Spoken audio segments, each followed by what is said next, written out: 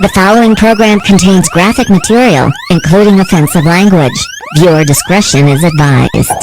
Anderson, thank you very much. So let's bring in our panel of CNN political commentators. We have Dr. Abdul El-Sayed, Alice Stewart, former Pennsylvania Congressman Charlie Dent, and Karen Finney. Great to be with all of you this morning. Before we get to your biggest takeaways from the night, which I really want to hear, let's just talk about this, I guess, presidential proxy war between DeSantis and Donald Trump. Your thoughts, Charlie? Well, if Donald Trump could take one back right now, he would take back his endorsement of Ron DeSantis over Adam Putnam in the 2018 Florida gubernatorial primary, where Putnam was going to win, and he was a very popular ag commissioner, former congressman, and then Trump went in and endorsed DeSantis. Well, guess what? You reap what you sow, and now DeSantis is ascendant with his overpowering victory last night, and Trump is in bad shape. I will put money on one thing that Donald Trump will not take back, and that is DeSanctimonious. I think we're going to hear that over and over, the new nickname he has for DeSantis. Look, DeSantis is doing well in terms of his prospects for 2024 for several reasons. One, he has been a proven leader in Florida, financially as well as when it comes does that translate nationally, Alice? Or is Florida its own biosphere? It does translate because this gives him something to tout as he's traveling around the country. But he is a proven leader on financial matters, as well as when Hurricane came through, he was an extremely effective leader.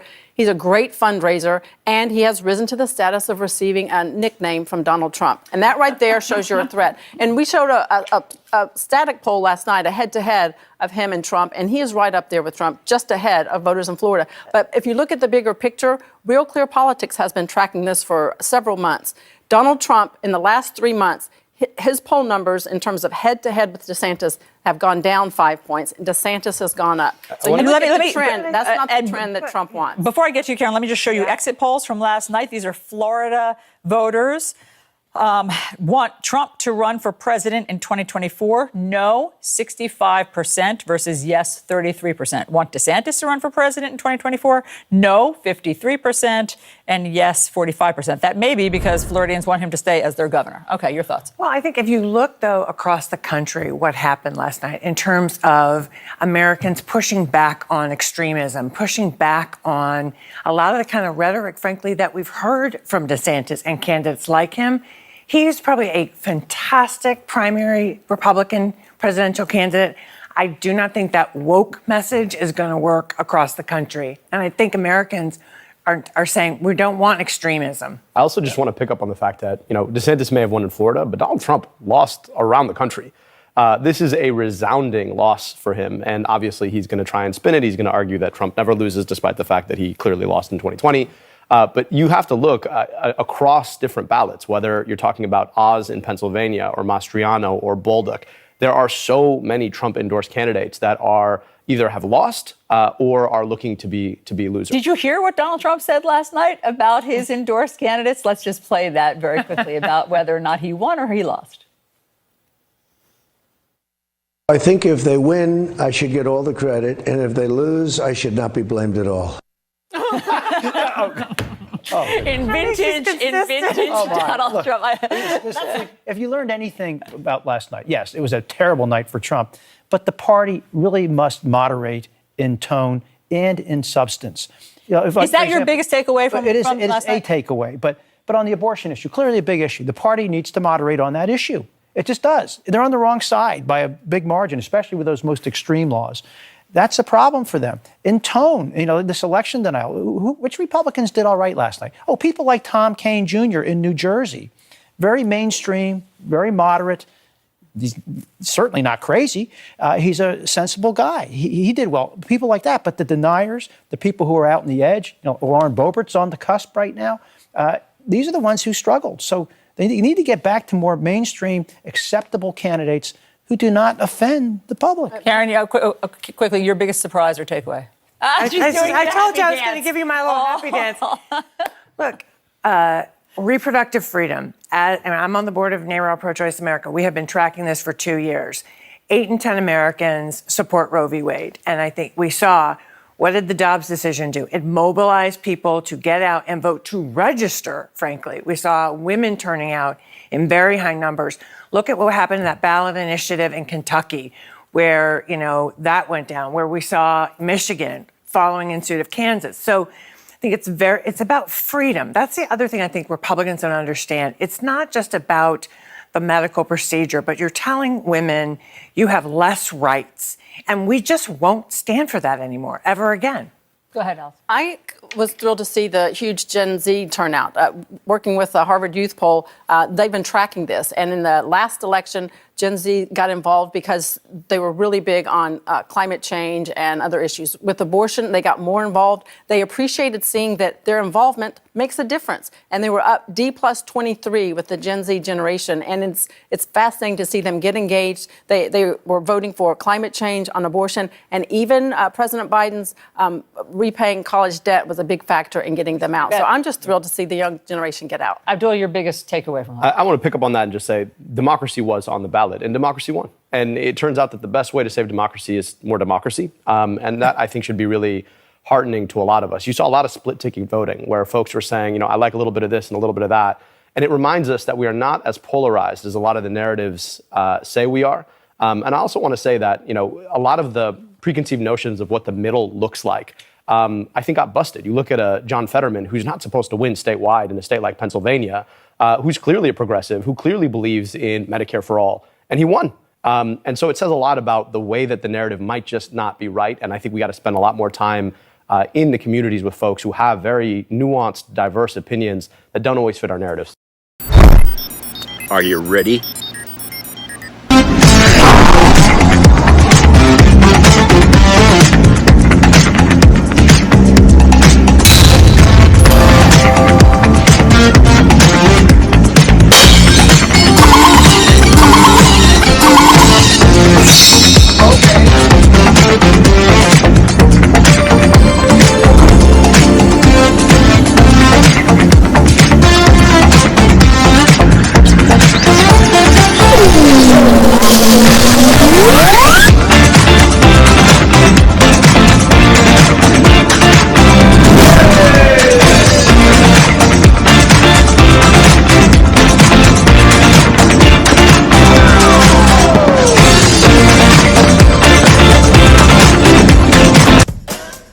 Hey everybody, it's Jeff.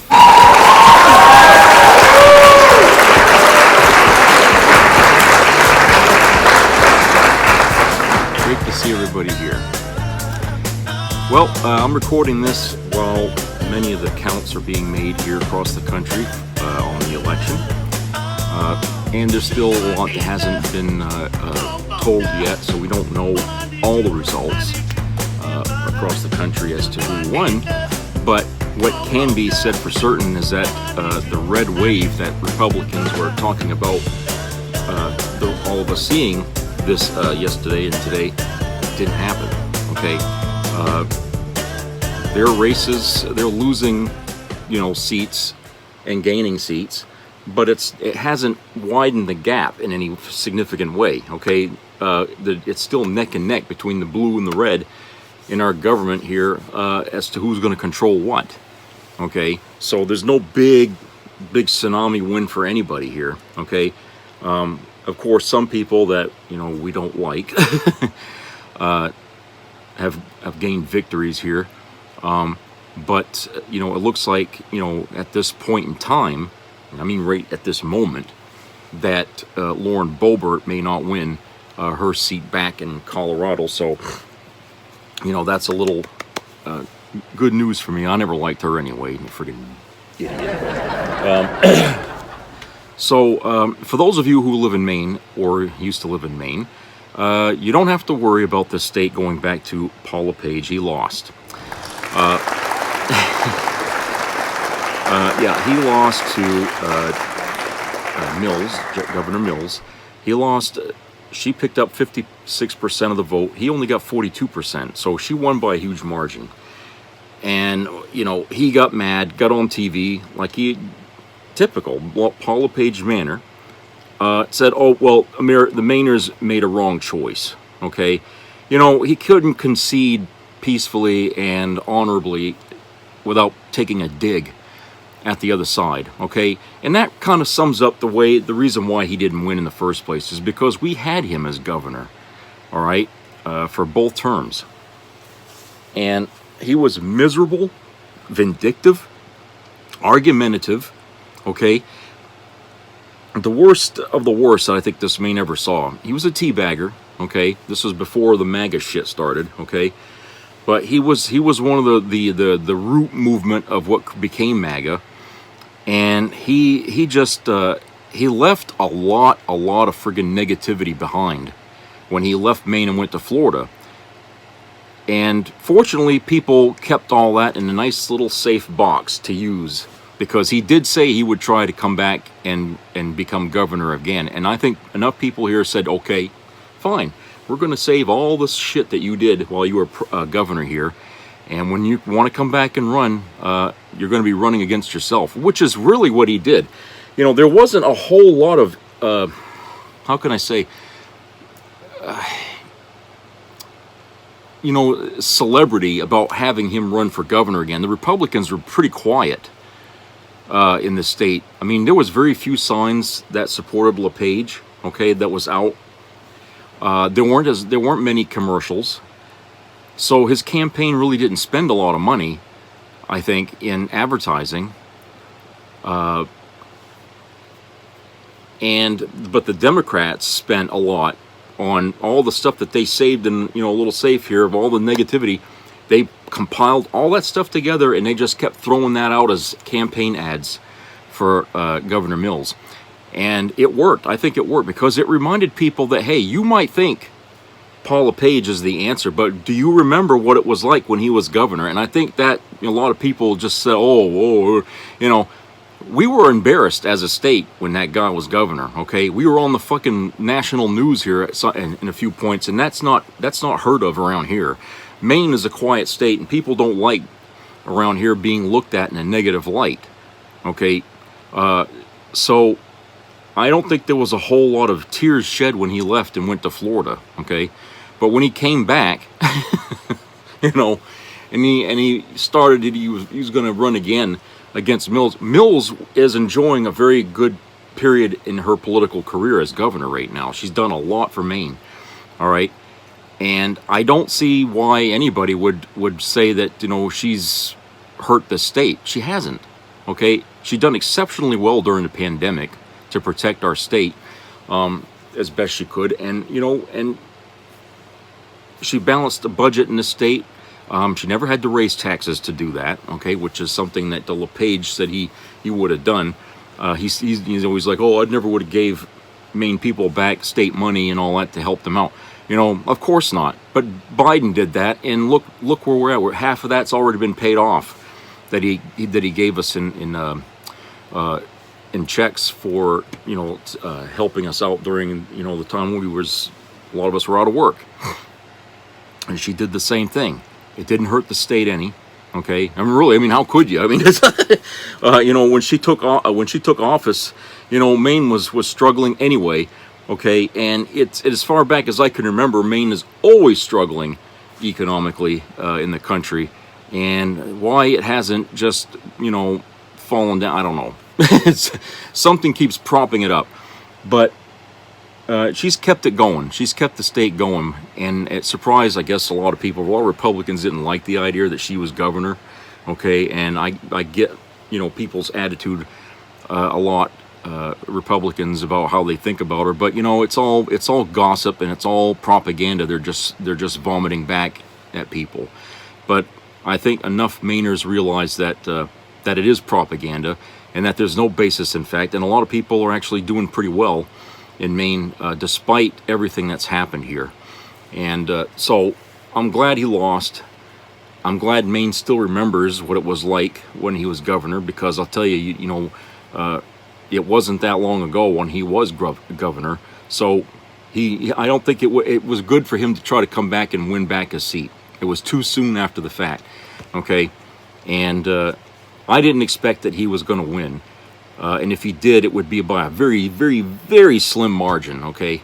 But you know, the reason why is I was looking around at the, stardom status of this man, if you will, and it just wasn't there. You know, not like before.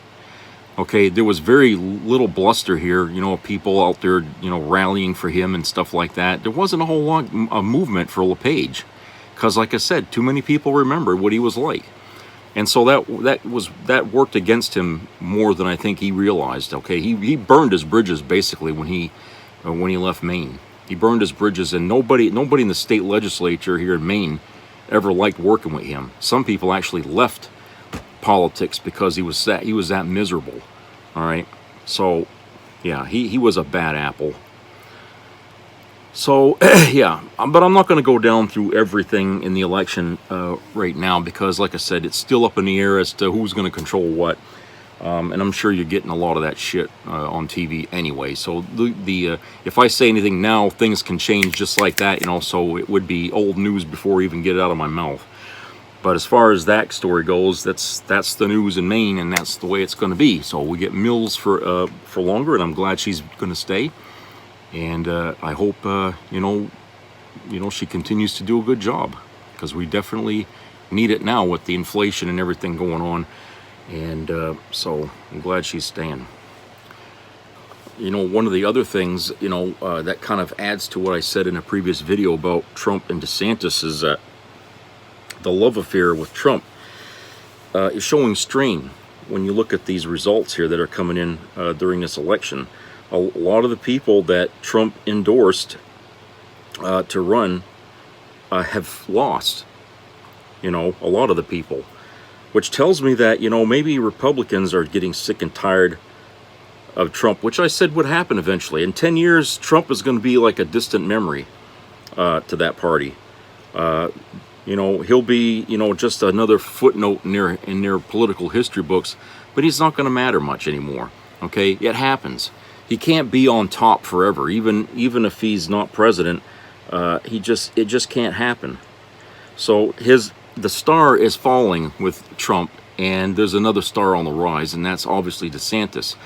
But all these people here that were election deniers and stuff like that, they've lost across the board. So I think Republicans are understanding now that argument, as old as it's getting, it doesn't carry the water it used to because of the hearings we had all this summer, this year, have really poked a lot of holes in Trump's lie. So the longer he keeps saying that, the more he's cutting his own throat. So maybe he needs to find a new grift and stop shooting his mouth off about that.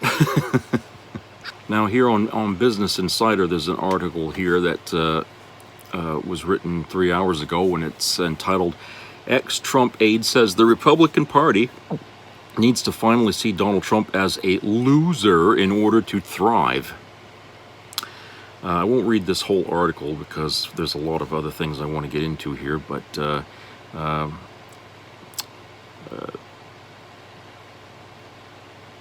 Trump had made his endorsements a cornerstone of his post-presidential life, and his hand-picked candidates are running in some of the most closely contested races. Oz, Walker, Lake, Gibbs are some of the hopefuls to watch. But one by one, they're losing, okay? Except, Walker, for some reason, is edged out ahead. No one can really wrap their minds around why that's happening, but that's Georgia.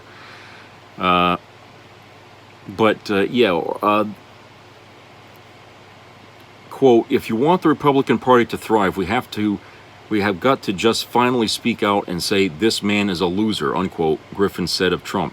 Quote, he lost 2020. He's about to, he's losing seats that were winnable this time. It's time to look forward what the future might look like, unquote. So you see, the love affair with Trump is dying here, and you'll see more signs of it. Just like I said, you can read the rest of this if you wish at Business Insider, published 3 hours ago at the time of this recording, and it's titled, Ex-Trump aide says the Republican Party needs to finally see Donald Trump as a loser in order to thrive. I think you'll find that interesting because there are some comments there, and the comments will be interesting to look at, to understand. And here's something else here that's interesting from The Hill, written by Dominic Mastrangelo. It's entitled, Fox News anchor pushes back on Kari Lake, who's attacking the press. Fox News anchor John Roberts questioned Arizona Republican gubernatorial candidate Kari Lake's pointed attack on the press on Election Day.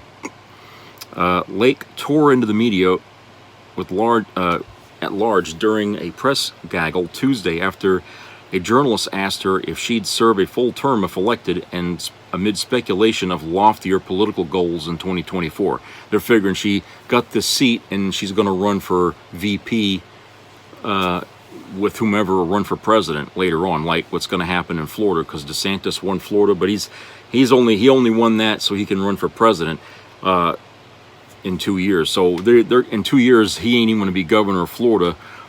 He's going to be out campaigning. In fact, he's probably already started his campaign right now. Quote, "I'm going to be your worst friggin' nightmare for 8 years, and we will reform the media as well," unquote, Lake said. Your worst friggin' nightmare. Is that what you say as a politician to people who voted or voting for you? That I'm going to be your worst friggin' nightmare. That's really a scary and sad state of affairs when you think about Kari Lake and her attitude about power. Okay, she's going to abuse it. This is the same woman that said, if I win the election, I'll accept it. If I don't, well, she didn't say if I don't, but she just said, if I win the election, I'll accept it. Implying that if she doesn't, she won't. Okay, but that's what she said. Okay, so we know what kind of mentality that woman is. Quote, "We are going to make you guys into journalists again, so get ready. It's going to be a fun 8 years. I can't wait to be working with you," unquote. Okay, you see what I'm saying? Attitude. I don't like her. I didn't like her from day one, and the fact is the more she talks, the less I like her. And she would be a very hateful VP running mate for anybody. Okay, you want to talk about somebody trying to keep a VP as a VP, like someone in the background? That's not her. She won't settle for that. She's the kind of power-hungry person who would go right for the top in every situation here. That can be a positive or it can be a negative, depending on the person using, that ambition. And in Kari Lake, in her position, we know that she doesn't like to play fair. We know she would approve of using means outside the box to get her way. She's not a very trustworthy person, okay? And it's all really about character. When you think about it, at the end of the day, when people are selecting, a person for president or what have you, especially if there's somebody who's never had a seat before, it all boils down to character. What kind of character does this person have? Are they liars by nature? Are they hateful people behind the camera, as it were? Are they mean to their spouse or their kids, or what have they done in the past? Did they do anything good for anybody? Because usually people who want to be politicians will try to, sell themselves around, like, what I'm saying, basically doing good things and stuff and making sure people remember their name. So when they run for something that, they're there. I mean, have they done any, philanthropy or whatever, what I'm saying? So it's all about character at the beginning until they get some political time under their belt. Then it becomes about what have they done? What's their experience like? But in the beginning, it's about character. And she doesn't have a very good character to inspire people to want to listen to her. She's already become a bitch of a way in certain corners. I mean, like I said, they try to interview her, and she gets mad at the reporters for the questions they ask her because they try to put her in a corner, and she doesn't want to do that. And so she rips her mic off, gets up and walks away while she's insulting the reporter. She's a very mean-spirited individual, a lot like Paul LePage was here as governor. And so people in Arizona would do well to, keep her off the rails. Okay? She's not the woman you want. If you're looking for a female politician, you're going the wrong direction. There's better people than that out there that you can trust more than her. Don't make that mistake. So here's a bit of a local, national kind of news from Stephen King, our local writer here in Bangor. This is from We Got This Covered, written by Jamie Duncan. This article was written yesterday, titled, Stephen King Artfully Smacks Down Republicans Already Trying to Claim Election Fraud. Stephen King is not putting up with any Republican conspiracy theories during the midterm elections, already gunning down election fraud conspiracies. King has had a long history of dunking on Donald Trump and the Republican Party, with his Twitter account almost acting like an archive for taking the piss out of Republicans. With the 2020 midterm elections in full swing and already early results and tracking suggestions certain results which may not favor the Republicans, King has fired off already on the man who began the baseless election fraud claims. Quote, one man baby who is psychologically incapable, unquote, of admitting he lost. Because frankly, that's what Donald Trump is, despite countless bits of evidence proving no election fraud in 2020. This year's midterms will no doubt get caught up in the same conspiracy theorizing.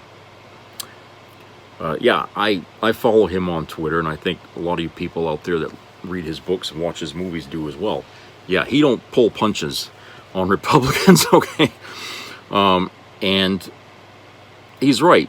Trump's a one-man baby. He won't stop shooting his mouth off about that dumb lie, and that's what's killing him right now. That's why people he's endorsed are aren't winning their election. They're winning their seats, okay? Because I think Republicans have finally started to wake up to the fact that he's hurting the party.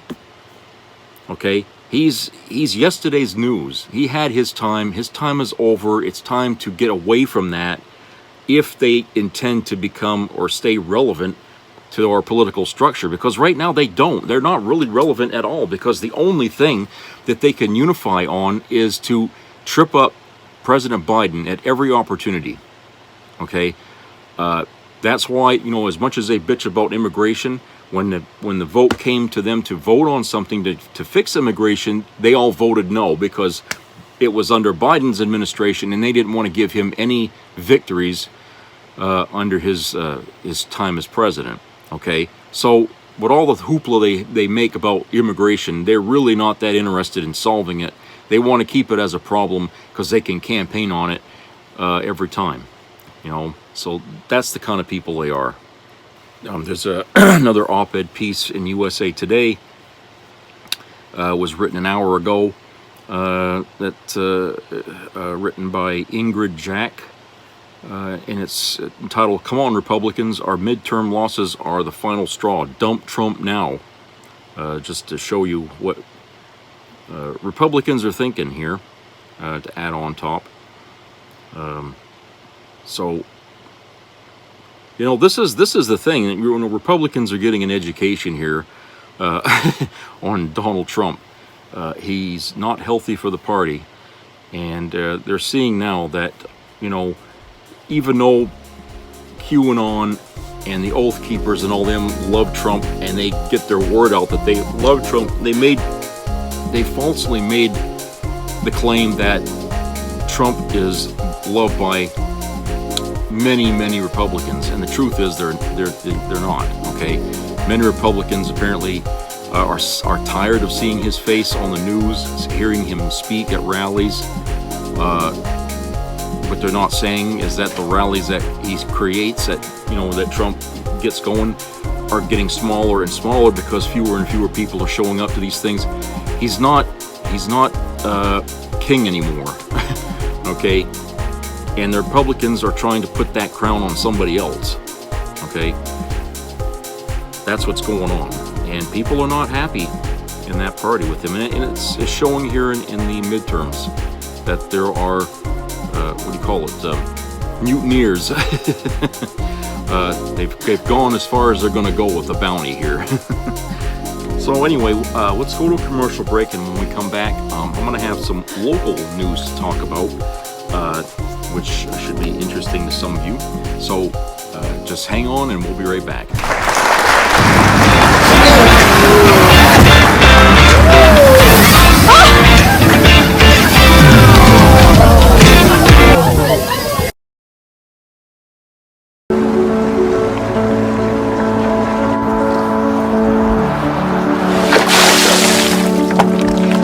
This is me. This is me.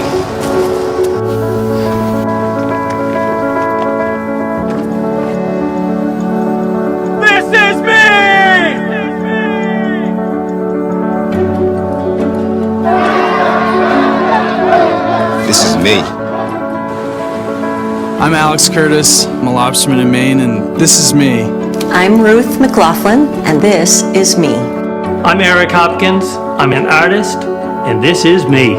This is me. Me. This is me. This is me. This is me. At the end of the journey, the main thing is you.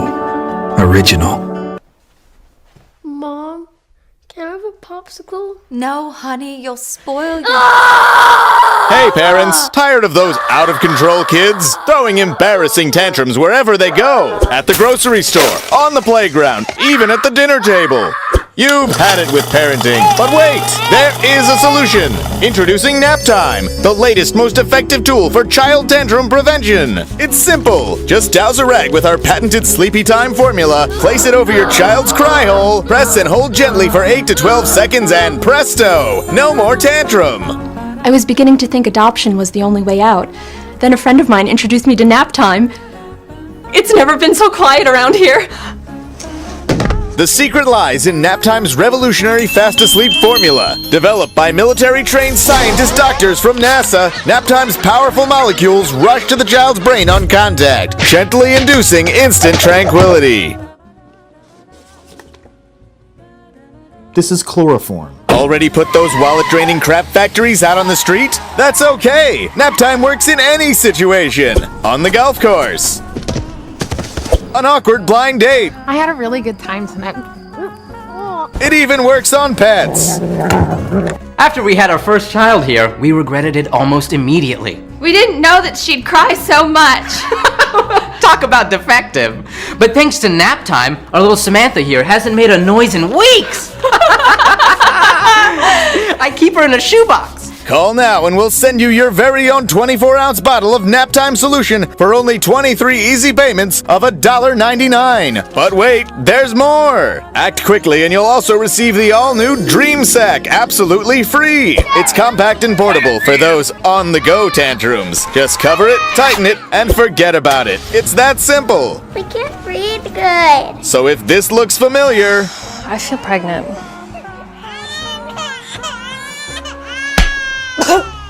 Then don't wait! Order today and join the millions of Americans who just can't stop saying...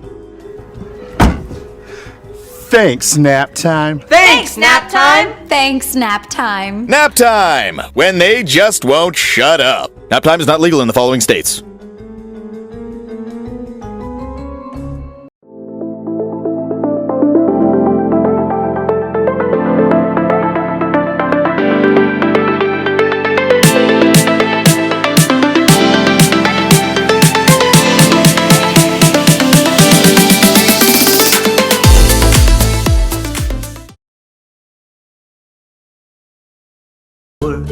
Out of your workout, the Hawaii chair.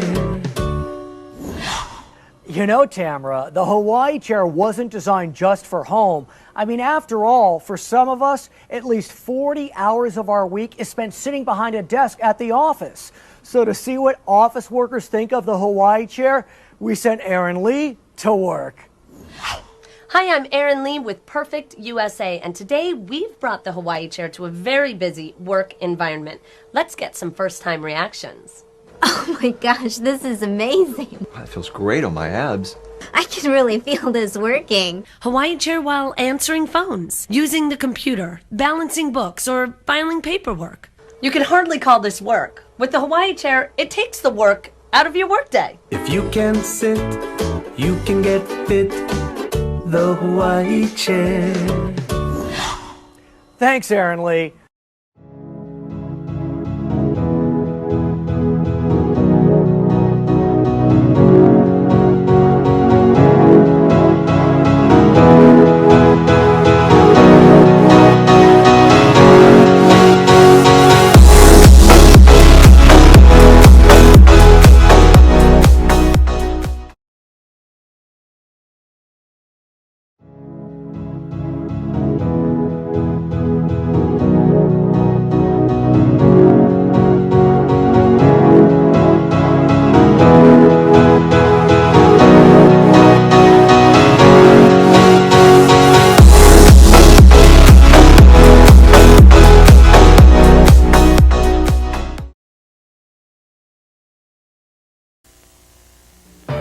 Be a part of the entertainment value of a lifetime.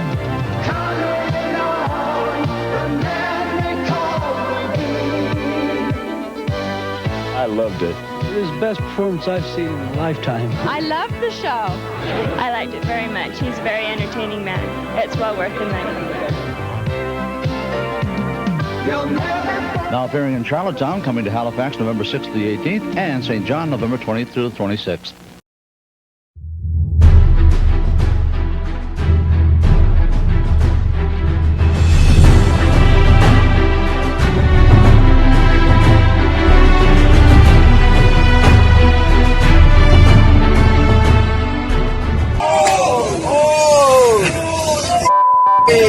Get that!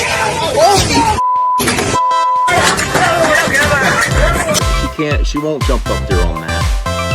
Right there's fine. But yeah, that's good. Oh, welcome back everybody.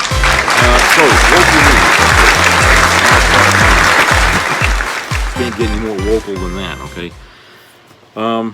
We've got an article here. It's entitled, 2 residents are suing the mill over odors. The mill in Old Town. I got to tell you something. I mean, I grew up in Old Town, okay? And some of you out there have lived in Old Town. And so you know the smell of the mill, okay? And if you live in Bradley, you're up close and personal with the mill. It's just, okay, it's a terrible smell. And those of you who live near paper mills understand what that is. But, of course, the Old Town Mill has a very small section that does paper now, but it's not fully operational anymore like it used to be, okay? When it was at full operation, they could really put out some smell. I mean, you'd smell that for quite a ways. So anyway, people are suing the mill over that, and I can understand why, because, you know, that can affect property value. You know, how are you going to sell property if you're next door to a mill and you smell that all the time? Nobody's going to want to live near that damn thing, right? And there's some nice homes out there, out that way in Bradley and Old Town and stuff like that. But unfortunately, they bought land that sits, you know, just a short distance from the mill. It's just across the little river there, okay? And that's right there. It's right in your face. The wind catches that, blows that right into the little neighborhood, and before you know it, everybody's out there, you know, coughing, you know, because of the smell. But that's what it is, you know, and I dare say that a lot of the illnesses that people got over the years that lived in Bradley and stuff like that were probably indicative of that damn mill, you know, cancers and stuff like that. It must be. But since the mill hasn't been doing paper for a long time, I think people kind of got used to that the air was cleaner and they didn't have to worry about that smell. But since they started doing the paper again, and like I said, it's not fully operational as a paper mill, it's just a part of it that's doing it. It's a small part of it, and it's only got like maybe 50 to 100 employees there, and that's if that, okay? So anyway, here's the story here. 2 residents who live close to Old Town's pulp mill are suing the company that owns the facility, claiming the stinky odors it produces are invading their properties. Walter Demons of Milford and Kirk Ramsey of Bradley filed a lawsuit in federal court earlier this month asking ND Paper LLC, seeking a $5 million in compensation and a stop to the production of noxious emissions. The pair are seeking class action status, claiming that the odors impact thousands of people that live in the area surrounding the mill. The pair allege that the mill has failed to properly maintain portions of its equipment, which has led to repeated invasions of odors onto their properties, according to their complaint filed in U.S. District Court in Bangor on October the 7th. The smell coming from the mill has caused property damage, is a nuisance, constituent trespassing, and reflects negligence on the part of the mill's operators. Okay, let's see. The mill has been a fixture in Old Town for years, the city, a once thriving mill town, has struggled economically as the mill has contracted and closed at different points. The facility, located off Portland Avenue on the edge of the city's limits, reopened in 2019 under ND Paper's ownership after its previous owner shut it down in 2015. There are about 5,900 homes within 2.5 miles of the mill, and at least 120 neighboring residents have told Demons and Ramsey's lawyers that they have been affected by the odors, according to the suit. Additionally, the Maine Department of Environmental Protections has received at least 50 different complaints from the area residents regarding the smell that comes from the facility, according to the complaint. The Maine Department of Environmental Protection has received a total of 70 complaints related to the odors since 2020, according to the Portland Press Herald, which first reported on the lawsuit. Ramsey and Demons claim that the smell, which they describe as similar to rotten eggs, is caused by the process the mill uses to break down wood fibers to make pulp. That process produces a gas that is made up of sulfur and sulfur dioxide, which has a rotten egg-like smell, according to their complaint. The process produces a sludge that is put into a lagoon before it's treated and discharged into the Penobscot River. If the mill doesn't properly maintain the lagoon, it releases noxious odors, according to the suit. The lawsuit doesn't specify the value of the damages the pair and others in the area have experienced, but Demons and Ramsey are seeking a $5 million in compensation for the odors. ND has not filed a response to the lawsuit in federal court and declined to comment on the pending litigation. The company, however, said it is committed to the success of the mill and the community. ND has invested more than $200 million in the Old Town Mill and created at least 200 high-paying jobs directly tied to the facility, ND spokesperson Jay Capron said. The facility has infused millions of dollars into the local and Maine economy and indirectly created 1,000 other jobs in the area, he said. Well, if they want to keep those jobs, then they got to do something about it.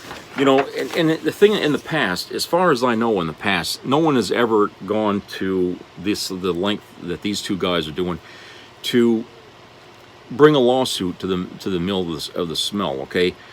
Since I lived there, and all the years I've lived in this area, the smell has always been rotten there, okay? And people have always hated it, but no one's ever tried to do anything about it, okay? It was always up to, the unions or environmentalists or somebody like that to say anything. And oftentimes, the only thing that would ever get in the newspapers about the mill are union strikes or threats of strikes, and that was it. But as far as I know, this is the first time that anyone's ever tried to sue that mill because of what they're doing.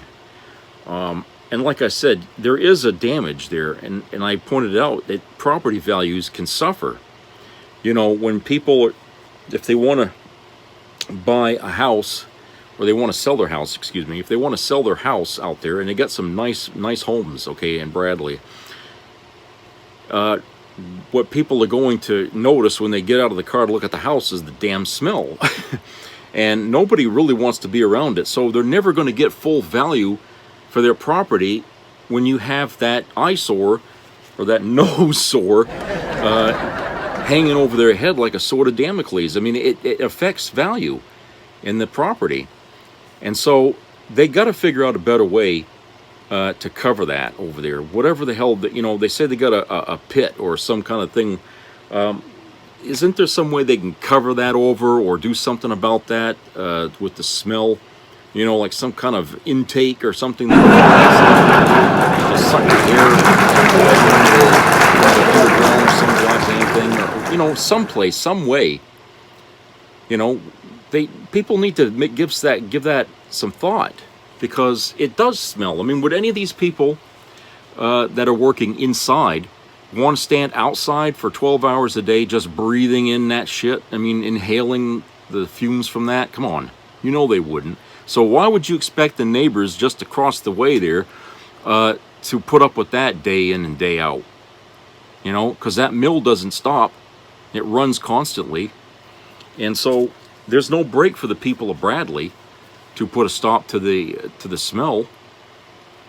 You know, so yeah, I mean, I'm all for business in America, for having jobs in our country so people can pay their bills and thrive.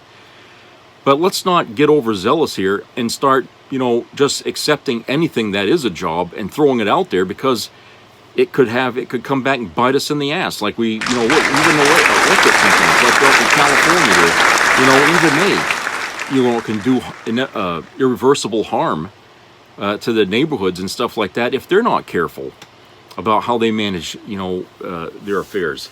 So, you know, some consideration has to be given. It used to be a big world, but it's a small world these days, and we all live on it. And we got so many people living on it that, you know, the size of the world really ain't the way what used to be looked at before. You know, you know what I'm saying? I mean, it's just what things we do affect life for everybody now. Okay, we can't just be cavalier anymore, you know, about tossing our trash out the window while we're driving or anything like that. It all comes back. Okay, whatever we think we got rid of, it's not getting rid of. It's still out there. It's still affecting us in some way or another. And so we have to be, you know, conscientious, aware, and put some more thought into things before you do it, okay? There's got to be a way to do something about the odor of that, of that pit over there at the mill, okay? There's got to be some way. After all these years, you think they would have invented something by now. There's no excuse why they haven't. That's just pure laziness and a refusal to invest money into improving their production. I mean, if they could figure out a way, you know, to cap that smell somehow, don't you think other mills would want to know how to do that too? So that way they could do the same thing. It would only bolster their image, that they're more conservationist, that they're more conscientious about the status of the community and the environment. That's not going to force people to want to shut the mills down. It's just going to, you know, make people think they should stay open because they care. You know, that kind of stuff will come back in good karma. So why not fucking work on some way here? You know, unless they want to keep getting sued all the time, they need to work on some solutions here about that. Something that you know, that's not going to do more damage, you know, the solution doing more damage than the problem is, okay? And that's one of the reasons why I think, you know, a lot of mills in this country left in the first place, is because the minute people start to bitch and complain and the government steps in and then they start putting regulations and the mills and the factories don't want to comply, you know, because it costs them money, and, you know, so it's a big cycle, okay? So they need to be encouraged, these factories and mills, they need to be encouraged to be aware of their surroundings, okay? Don't just, you know, build something and then turn the sucker on and just start in whatever you're going to do. Give some consideration to where you are, you know, what your operation could be affecting. You know, think about it. You know, I mean, that's all we can ask.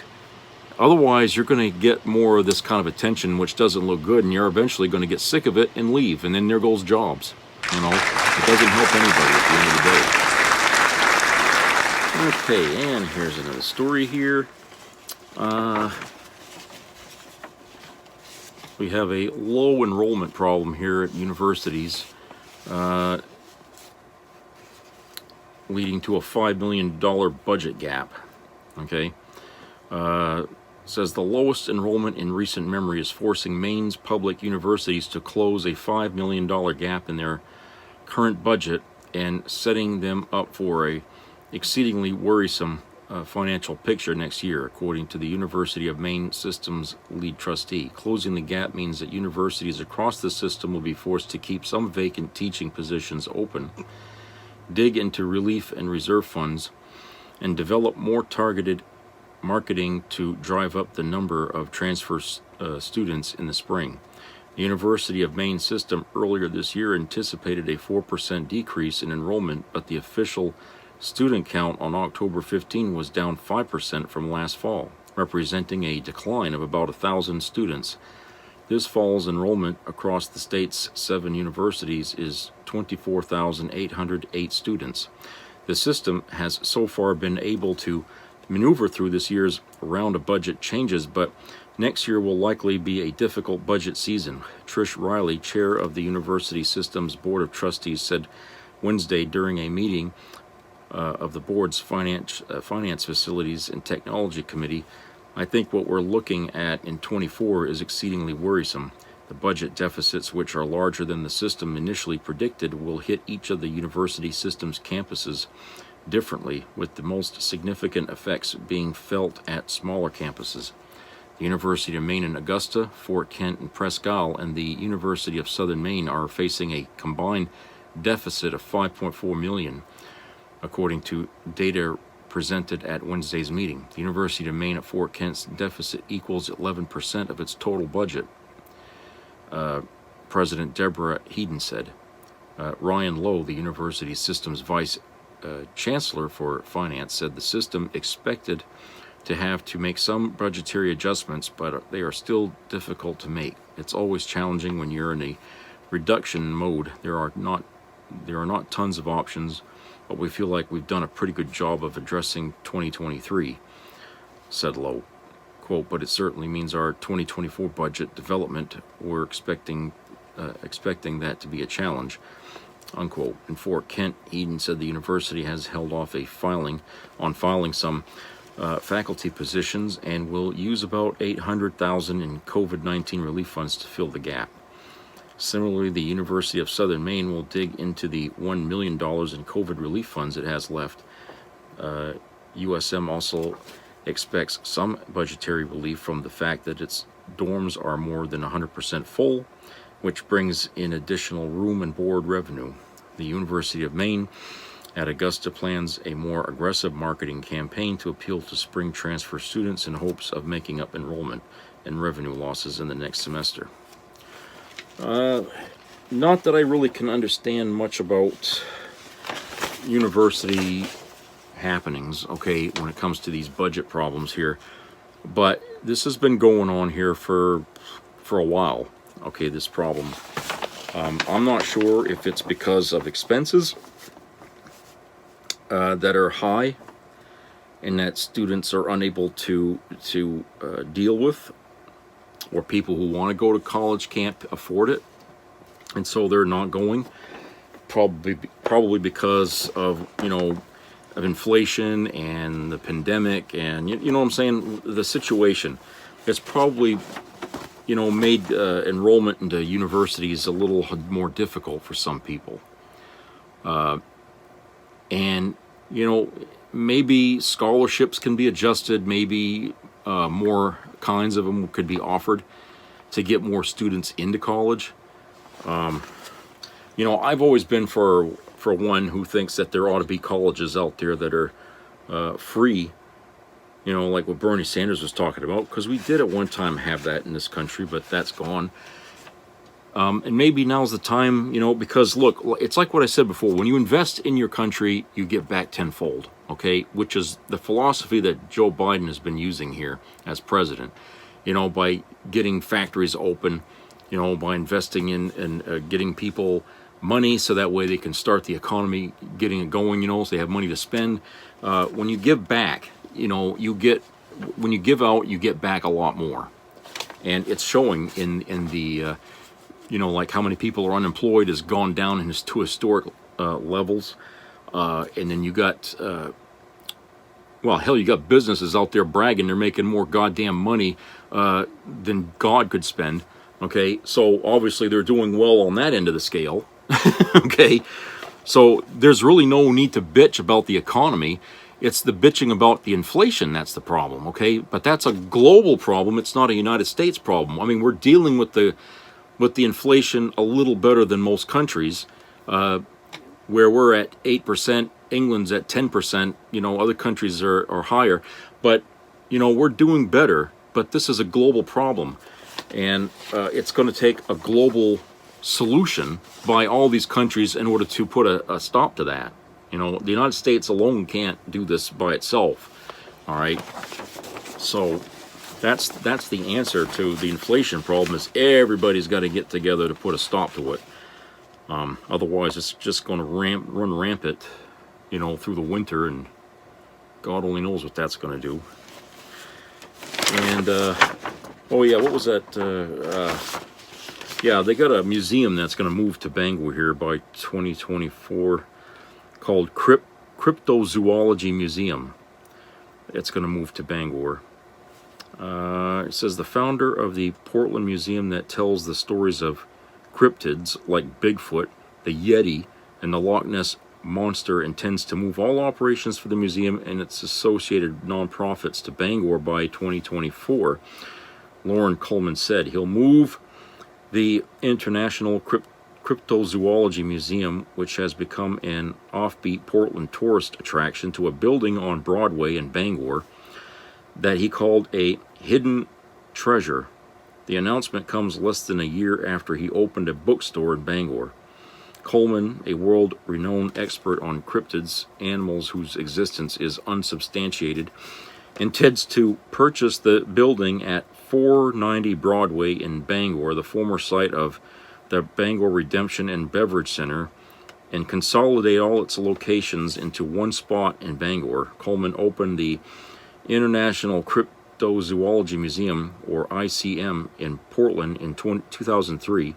Since then, it has expanded twice, first onto Congress Street and then to a much larger space at the Thompson's Point development on the Fore River in 2016. It has showcased an ever-changing selection of the thousands of cryptozoology artifacts collected by Coleman over the years. Cryptozoology. Well, I never heard of that word. But I guess they got to call it something, right? My guess is he shouldn't have picked Broadway. That stretch of road through Bangor is a nightmare. Okay, parking, forget it. He probably would have been better off setting up someplace. What can I say? Well, I was going to say the mall, but you know, the fucking rent probably would kill him over there. I don't know. I mean, he said he did well, but maybe in those places in Portland, they had the locations were better. But Bangor is kind of a tight squeeze in some spots and very open in other spots. And you know, I'm not sure, you know, what he was kind of looking for in the price range or something like that. But I don't see how where he's going to put his first museum in Bangor is going to help or going to be a success, because that's really, I don't know, that road there is just, you know, I try to avoid it. Okay, I avoid it because the problem is they got way too many businesses lined up and down that road in Broadway. Okay, and people on that road, for some reason, I don't know what it is about Broadway, but people feel like they have to drive over 100 miles an hour down that road and go through every red light. Okay, it never happens anywhere else in Bangor, but for Broadway, let me tell you what happened once. I mean, I used to live in an apartment that was off of Broadway, okay?